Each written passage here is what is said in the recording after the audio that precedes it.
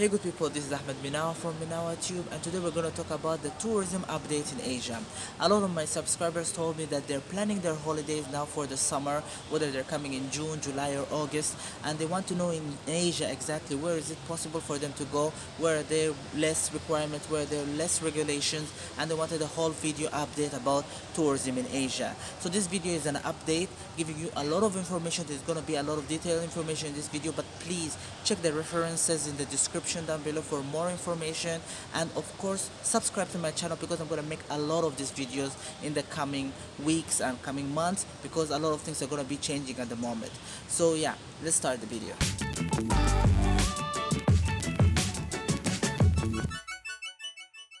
So the first country I'm going to talk about right now, it is Thailand. Thailand is the country that I'm residing in at the moment, and when it comes to tourism, Thailand hasn't changed much when it comes to tourism.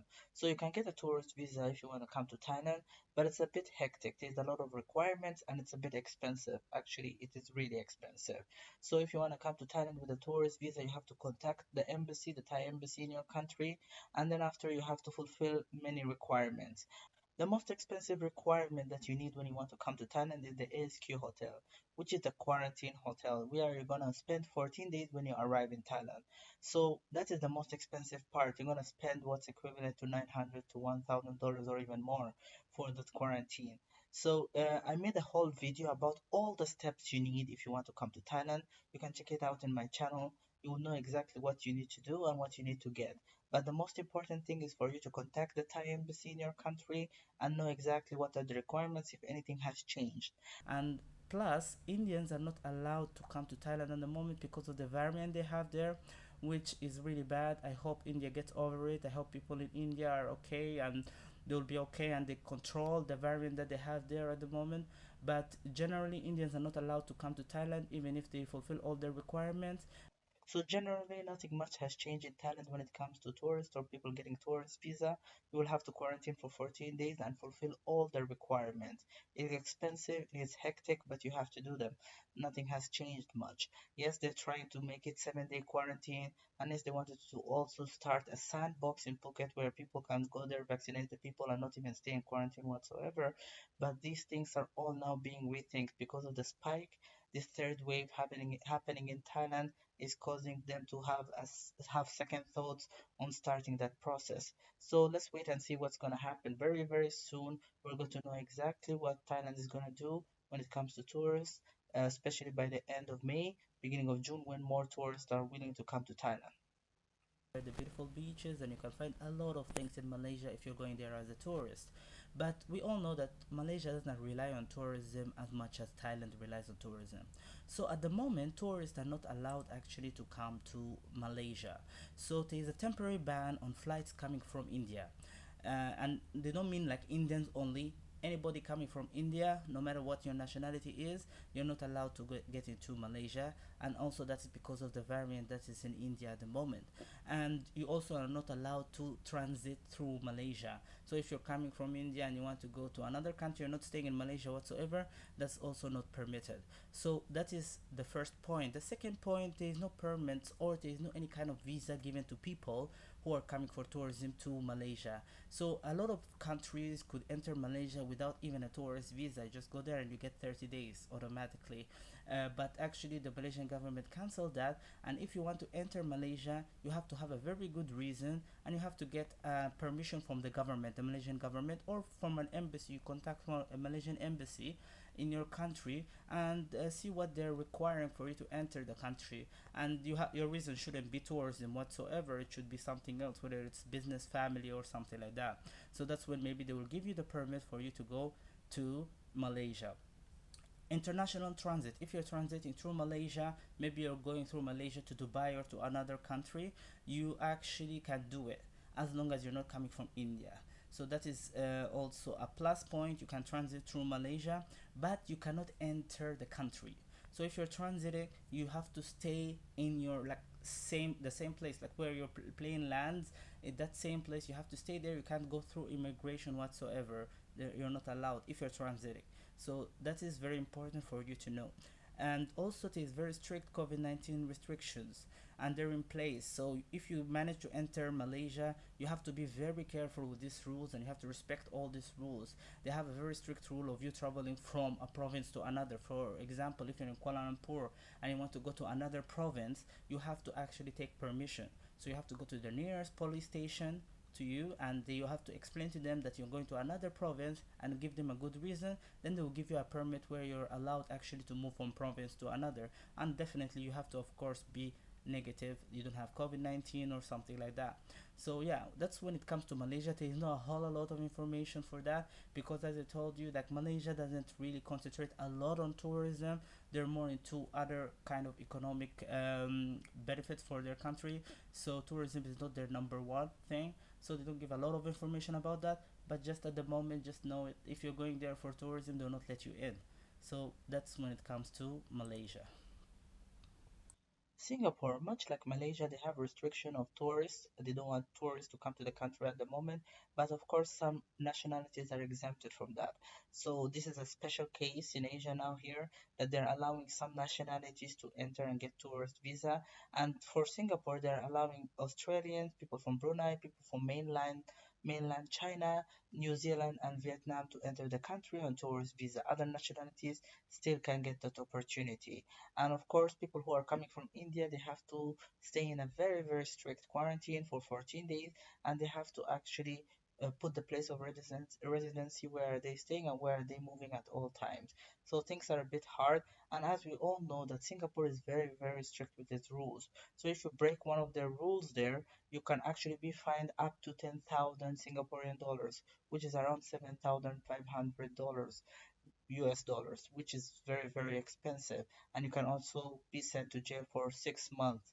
So, yeah, if you're planning to go to Singapore, you're from one of these nationalities where you're lucky enough to go to Singapore and spend your holiday there, you have to be very careful. You have to read all the rules and know exactly what to do.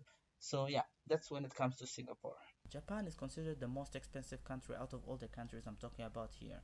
Yes, tourism there is something also important. People, they would like to have tourists and everything, but it's pretty expensive, and it's not very important for them. Tourism is not like something like a priority and very important for their economy. It's important, yeah, but not very important, and it's very expensive to do your tours there. But generally, even if you want to go to Japan at the moment, it's actually impossible. So at the present time, all tourists and business people are burned from enter the country, or they are not allowed to enter the country at the moment. Even if you're going there for business, they're not allowing you to enter. You can just do it on Skype or whatever. They don't want you to enter the country at the moment. So there's very tight restriction due to the new wave. They're on the fourth wave of COVID-19. They have a spike in Osaka, and the province of Osaka. They have a spike of COVID-19 there. So they actually are not allowing foreigners to enter the country at the moment, whether you're going there for tourism or you're going there for business. So there's a big pressure, of course, on their government there to actually cancel the Olympic Games. As you know, the Olympics are starting there in July, from July to August, and they want to cancel it, but the government is still insisting that they can actually handle it, and they want tourists to come to the country for the Olympic Games. They only want the people who are participating in the games. So people won't be able to go there and watch the Olympic Games. But of course, there is a little bit of time, so they're gonna decide whether they're gonna allow vaccinated people to come to the country for the Olympic Games or no. But it's also a bit tricky whether it's gonna happen or no. So all foreign nationals are not allowed to enter the country at the moment, especially if they're going there for tourism. And of course, they're experiencing this fourth wave. There is four provinces which actually are considered like, let's say, red zones: Tokyo, Osaka, Kyoto, and Hyogo. So these four places, especially Osaka, are places that are having a spike in COVID-19 at the moment, and they don't want actually a lot of foreigners to come there or anyone to spread the virus to other provinces. So generally, that is what is happening. Only 1% of the Japanese population is vaccinated. So that is also another problem. They don't want their people to really get messed up with the whole pandemic at the moment. So they didn't even vaccinate enough people so they can, like, let's say, face the number of people who can enter the country. So generally, that's what's going to happen. Maybe this is gonna change in the beginning of June or towards the beginning of July. Maybe it's gonna change. Maybe they're gonna allow vaccinated people to enter the country. But generally, what their rules that they're suggesting at the moment, of course, you have to be vaccinated and you have to have a 72-hour test before coming to Japan, and you have to register the app, line messaging app, which would register you there as a visitor, and of course they will know where you were, and if you get covid-19, at least they will know which places you went to and who did you interact with, so they can test them too. And generally the Japanese government are actually contradicting a little bit. Some are saying they're going to open it, they're going to allow tourists, they're going to allow people to come for the Olympics, and some are saying, sometimes some people in the government are saying no, that's not going to happen. So generally, nothing is very clear about Japan, but for now, tourists are not allowed to enter. Next is Philippines. Philippines, a very, very beautiful country in Asia. Of course, a lot of tourists who go to Philippines, they're just shocked by how beautiful their beaches are, and they want to stay there for a very, very long time.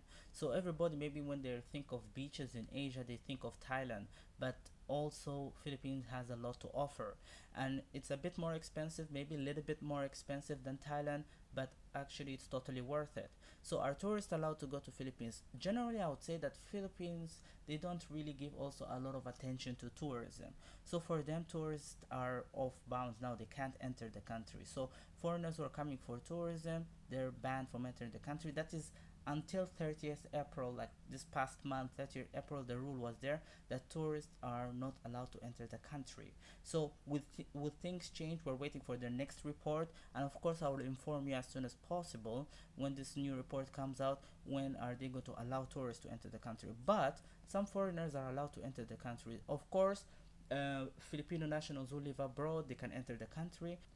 So foreigners who have, let's say, a Filipino spouse, for example, like if you have a Filipino husband, or if you have a Filipino wife, or you have Filipino kids, like let's say because you're married to a Filipino, your kids have Filipino nationality, you're actually allowed to go to Philippines, and you don't need to have actually any kind of visa, as long as the person who is from the Philippines or the Philippine national is with you at that moment. So yeah, that is kind of like a good thing, a positive thing. They make it very easy if you have a family connection in the country. And of course, people who are going to Philippines for business, diplomats, people who are going there for official visits, let's say governments or something like that, they're all allowed to enter the country, but there's a 14-day quarantine. So if you're a foreigner coming to the Philippines, they're gonna see if you have a negative test. They're gonna actually test you when you reach there upon reaching, and you're gonna be asked to stay for 14 days on in quarantine.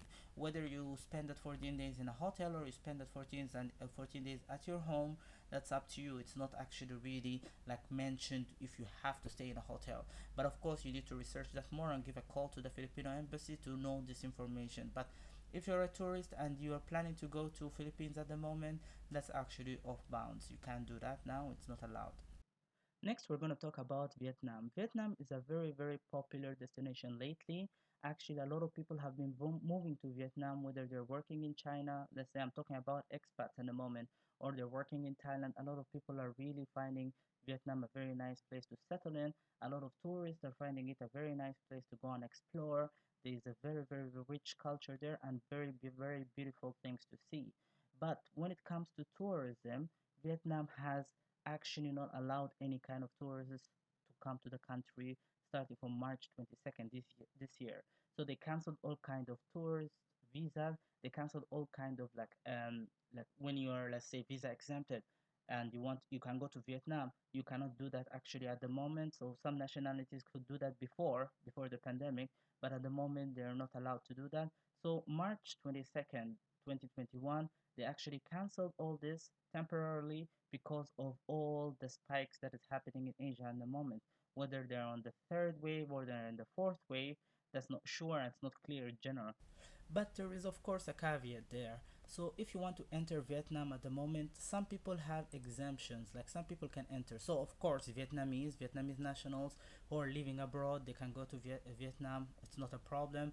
But also foreigners, like foreigners who have diplomatic passports or they are on diplomatic missions, they can enter the country. And also who are on official business, who do business in Vietnam. You have a business there, or you have a business transaction you need to do in Vietnam. They also allow you to do that. And also high skilled workers. So if you're a high skilled worker Thailand, you have a job in Vietnam, they would actually allow you in. But for all these cases, of course, I'm not sure if Vietnamese are also included in this same pack, but all foreigners have to have 21-day quarantine upon arrival.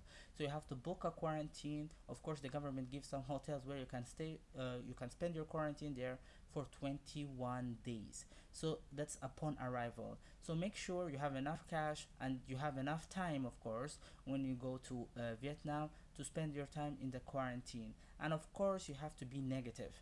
So when you go to let's say Vietnam, you have to have a test that shows that you're negative and you don't have the virus whatsoever. And yeah, that will make things very very easy for you. But all foreigners who entered Vietnam on March 1st, let's say before the lockdown at the moment, they're actually given something which is a kind of an incentive, which is really something positive, which is like they're giving extensions to their visa for free. So when it comes to that, this is a very important thing. So a lot of people came to Thailand during this whole period, the past year, where they're allowing tourists to come to Thailand, and they decided to spend more time here in Thailand because things are not working out maybe in their home country because of the pandemic. So when they go for extensions, they have to pay money. They have to pay what's equivalent to 1,900 baht, which is around $60, $62. So that's a lot of money if you want to pay for every extension. So you can get an extension of 30 days. That's the first time you get 30 days, and if you're lucky, you get 60 days. So but in Vietnam, you don't have to pay for it whatsoever. So I see that as a very positive thing, and that is also encouraging. When things open in Vietnam, it will encourage more tourists to come there, because also you're looking at how to help tourists and how to make it easy for tourists to visit your country. So that's a very important point for you to know about Vietnam. So in case you're planning to go to Vietnam, if you're going on tourism, that's not allowed at the moment. But if you're going for another reason, you can do that at the moment. So the final country I want to talk about now is Indonesia, and in particular I want to talk about Bali. Bali, the beautiful Bali. Of course, in Indonesia there's a lot of beautiful islands, but Bali is the most popular with the Western tourists. So in case you want to go to Bali for tourism, they're not actually issuing any kind of tourist visa. And the most important point, you have to know that if you take a flight from your country to Bali, there is no international flights allowed. Only local flights are allowed. So if you have a visa and you can go to Indonesia, you have to go to Jakarta airport, maybe spend there a night or some hours, and then book another flight to Bali. You will be allowed to go there, it's not a problem. So domestic flights are allowed, it's not a problem. But there's a lot of talk about canceling the business visa and also the social visa, because there was some abuse to that visa. A lot of people are using that visa, but they're going there for tours. So there's a little bit of talk about it, but I'm going to leave references down below. You can communicate with those agencies and see what is the update at the moment and how can you go to Bali. So of course, if you go to Bali, there is some rules you have to know about. So there is no direct flights, of course, that I mentioned a little bit earlier. There is no direct flights to Bali. All foreigners must go through Jakarta International Airport. And then you also must show a negative test of COVID-19 when you reach Jakarta International Airport. And you have to take also a test there, swab test to see. It's a fast test to see if you have COVID-19 or no. And when you take your PCR in your country before going to Indonesia, it has to be 72 hours before you're taking off. So that's very important for you to manage your time that way. So also you have to fill in your personal information in an app. They have an app in Indonesia called eHack. That's very important for you to fill the information there. So in case you get COVID-19, they actually can monitor where you have been, and they can also control the situation. So visitor must go and undergo a quarantine session for 5 days. So this 5 day quarantine, it's not a very compulsory quarantine. You can actually spend it in a hotel. You can spend it in like a place you're renting, but you have to do it for yourself. I mean, for the people around. You just keep yourself like away from other people for 5 days. That would be a very good thing to do. And then also after the fifth day, they're gonna give you a test again. You want to test you, and if you come out negative, then you're free. You can go wherever you want around Bali, and it's totally fine. And even if you want to get out of Bali and go to other islands, it's okay. So people who are holding diplomatic visas or diplomatic passports, people who are going there for, let's say, government, let's say, contract or something like that, those people are not having a lot of restriction. But if you're going there for tourism, they're not going to allow you to enter the country. So you have to make sure exactly that you have the documents and the requirements, that when you reach Jakarta there, you know what to say, and you also have the documents to back it up. Some more information you have to know about Bali is that Bali is the safest place in Indonesia at the moment. They have the least number of cases, and that's because they're very, very strict with their rules of social distancing and, of course, the precautionary rules for COVID-19. So they have the least number of cases, and that's good for you, of course. When you're traveling there, you don't want to travel there and get sick. Getting sick in one of these countries, you have to go to a private hospital if you want to have the best care, and that's gonna be very, very expensive. So you also have to prepare for that in case you want to travel to Asia in general. Other things, of course, in businesses in Bali are most of them, many of them have lost a lot of money and they have shut down. And also the big attractions, beaches, some of them are closed, some of them are open. Not all of them are open, so it depends, of course. So you have to make sure that the place that you're going to, the attraction you're going to, you check it online, check it whether it's open. Are tourists allowed to go there or no? Something very important you have to know in case you're planning to go to Bali, there's a lot of restrictions. So if you want to go to a restaurant at night, you want to go and spend some time with your friends outside, there's a lot of restriction on time, and there's a lot of restriction on the number of people, of course, and there's a restriction, of course, on wearing masks and stuff like that. So if you're caught not wearing masks, the police there will make you do push-ups. And that's if you're lucky, if the policeman is a nice guy. If the policeman is not in a good mood, he will fine you. So yeah, you have to be very careful with those rules. They're trying to maintain the low number of COVID-19 positive cases in Bali. Yes, it's affecting their economy a lot. A lot of people who are just making money out of tourism in Bali are suffering at the moment. So in case you go there and let's say maybe somebody will hike for you the price of some small item or something like that, you know that they're not going to use it for luxury. So it's up to you whether you want to pay for that or no. So that's it for Bali. You cannot go there on a tourist visa, but you can go there on other kind of visa. You need to just research very well. So yeah, that is it for me. And these are the countries in Asia and their updates. I will make another update very soon because definitely it's going to be updates in the beginning of June, and I will make an update throughout now May and also the beginning of June, so you know exactly what's going to happen. I know holidays are very soon now, like in the beginning of June, starting from beginning of June, July, August. A lot of people in the Western countries are getting some holiday, and a lot of people are actually just tired and they just want to go to one of these countries and enjoy the tropical weather. So maybe things can change a little bit. It's just this fourth wave, and in some countries it's actually not the fourth wave, it's the third wave. It's spiking everywhere in Asia at the moment, so hopefully they're getting it under control and things will get better by the beginning of June, mid-July to mid-July. Yeah, so thank you very much for listening to my video and watching this images I put on the video.